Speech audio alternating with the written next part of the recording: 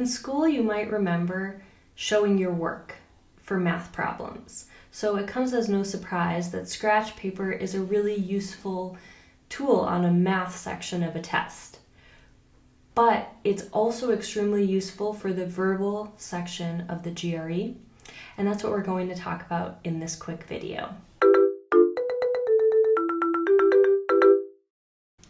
The biggest reason scratch paper is essential on verbal is because you're taking the GRE on the computer. When you do practice using the book, you can write on the pages, you can take notes, you can cross things out, whatever, on the pages of the book. But when you're on the actual test, you can't jot things down on the actual page because it's on the screen and it's not on a piece of paper. So let's get into how we're going to make the scratch paper work for us. Most, if not all, verbal problems are multiple choice. The only other kind of problem you'll see is choose a sentence from the passage that answers the question. Otherwise, they're all going to be some type of multiple choice. So for the reading passages, most of these are standard multiple choice, as I said, with 5 answer choices. So we can write A, B, C, D, E on our scratch paper and kind of make a grid where for each question we can cross out or put little checks or maybes on each answer choice until we narrow it down to the one that is the correct answer. I like to use little squiggles for my, I'm not sure if this is the right answer, but I think it could potentially be the right answer. Obviously X's for ones I know are not correct. And that way you write A, B, C, D, E one time, and you can keep using it for all of the problems that fit into those 5 answer choices, which will be most of them.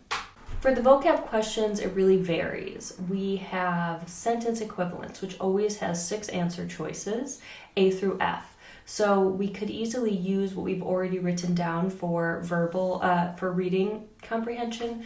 We could just use the A, B, C, D, E, add an F, and that's simple. Now you have that same thing. You don't have to keep rewriting it, but you can externalize your thoughts and not have to keep it in your head like, oh, I don't like D, but maybe E is right. So when you just jot it down on paper, it helps take out a lot of that extra brain work that you were doing.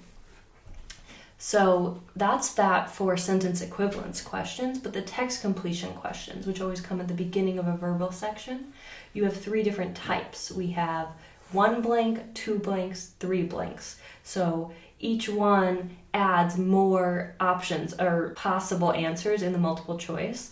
And so what I do generally is to just write A, B, C, D, E, F, G, whatever, all the way for each one. Here's the pro move. The test starts, you grab your scratch paper. If you're doing it at home, you grab your whiteboard and you make a few grids right on your paper immediately. I would make one that's A through E. Those are going to be for most of the questions, especially the reading passages. Then you can make a few for the different text completion problems, different numbers of blanks. And depending on how comfortable you feel, you can either use the verbal, you can either use the one that's for the reading passages, you can add an F to it and use that for sentence equivalence, or you can make a separate one for sentence equivalence just to keep it straight in your mind.